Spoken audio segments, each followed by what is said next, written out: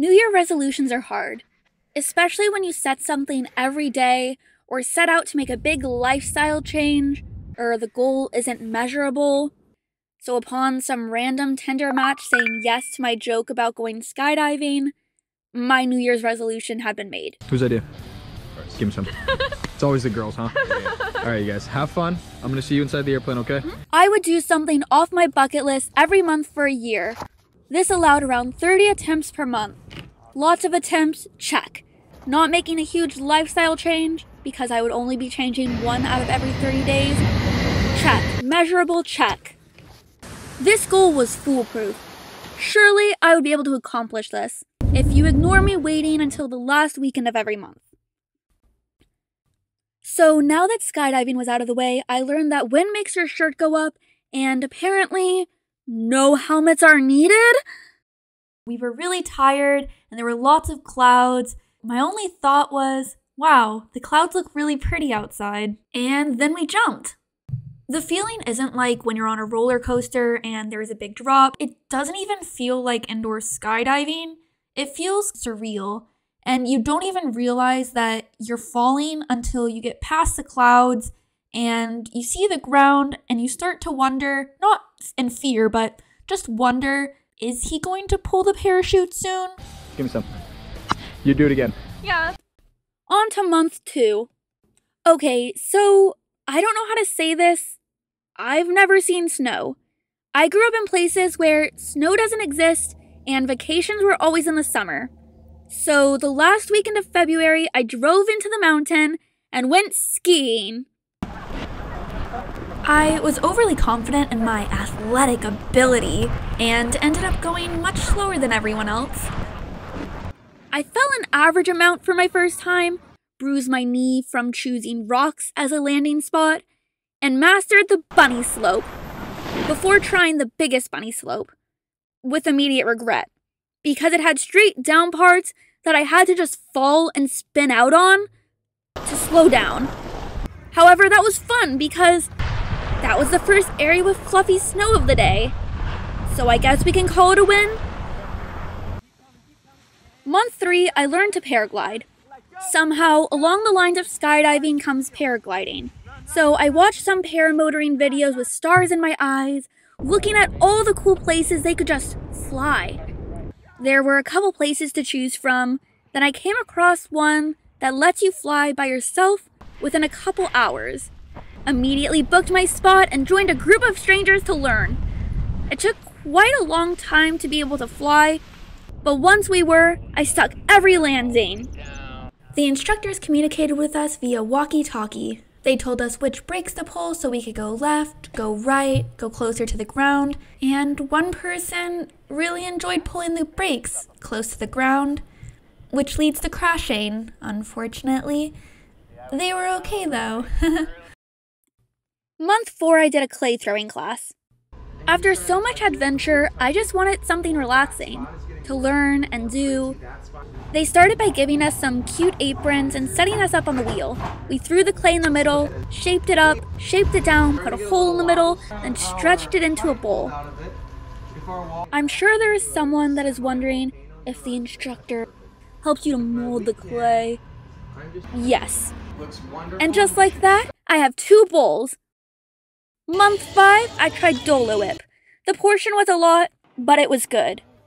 And it was at Disneyland, which meant I got to go on all of the rides, and when Rise of the Resistance shuts down, you get to speedrun it when it reopens. Kylo said he wanted to destroy me, and I got wired on Cold Brew Black Calf. Month 6, I bungee jumped off a bridge. That was probably one of my worst decisions. It wasn't on the list before the opportunity presented itself.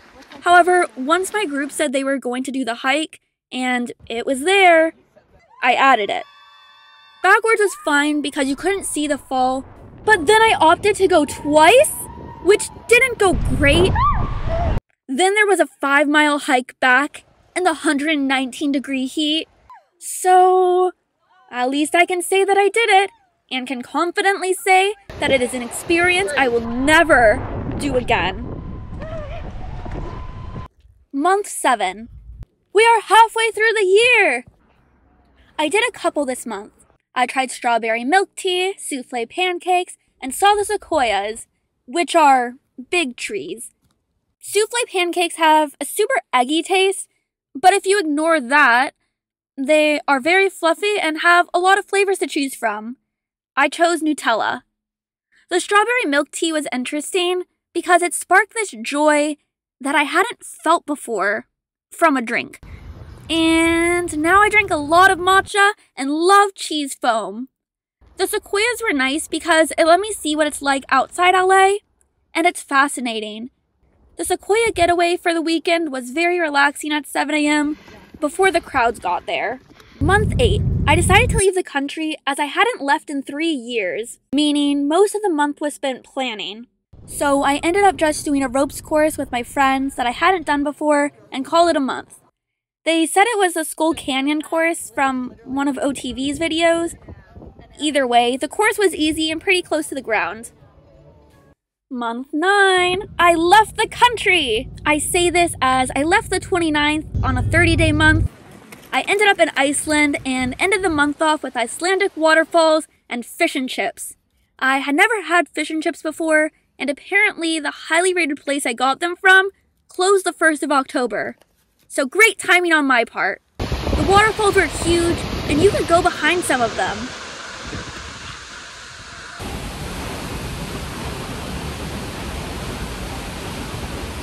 Month 10 came 2 days later, and I checked off so much. So first, I did the ring road round Iceland, where I experienced a glacier hike, snowstorm, and gorges. The glacier hike was okay. I stared at my feet more than the surroundings because I was worried about slipping, which I did. The snowstorm was fun because I had no concept of what a snowstorm was, so continued my day as normal until my car was nearly out of gas and the nearest station was 30 minutes deeper into the snowstorm. And going deeper into gorges than other tourists because you have the equipment makes you feel mildly cool. From there, I went to another country and did a zip line, which was oddly a lot less scary than everything else I had done. I was also being launched off a platform very high in the air, but the tension that you feel between the harness attachment and the rope makes it feel a lot more secure and safe. And they give you a helmet. I rode a lot of trains, which is probably a solid 5 or 10 items off of anyone's bucket list because they were the iconic ones: Glacier Express, Flam Railway. I became a chocolatier for the day. There was unlimited chocolate, and now I can probably tell you how old a chocolate is based on how soft it seems to me, but mostly just unlimited chocolate. Proceeded to jump off a cliff and somehow ended up at month 11, where I saw the Golden Gate Bridge. I loved how cute the little townhouses were on the way to the bridge. I originally went across the bridge thinking there was a good view on the other side based on online reviews. However, I got a bridge toll fee in the mail, lots of time in traffic, and the shadow from the sun, as this was the wrong spot for sunset. Once I got back across to the original side, the sun was setting beautifully, and I found free parking at this amazing park where you could see both the bridge and the sunset. When the sun goes down, you'll see all the lights, and it's gonna be so pretty.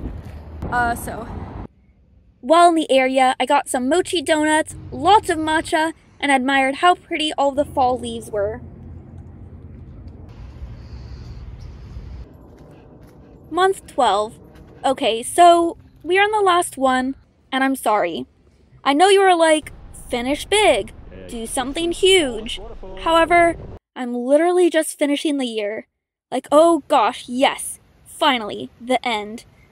And I finished in Silicon Valley. I had always wanted to visit here, like the iconic garages, which happen to all be awkwardly placed in older residential neighborhoods with lots of cameras, or all the campuses, or literally just being around people with a similar passion for programming. I think it was a good finish to the year, especially because I got to eat more mochi donuts and aesthetic coffee.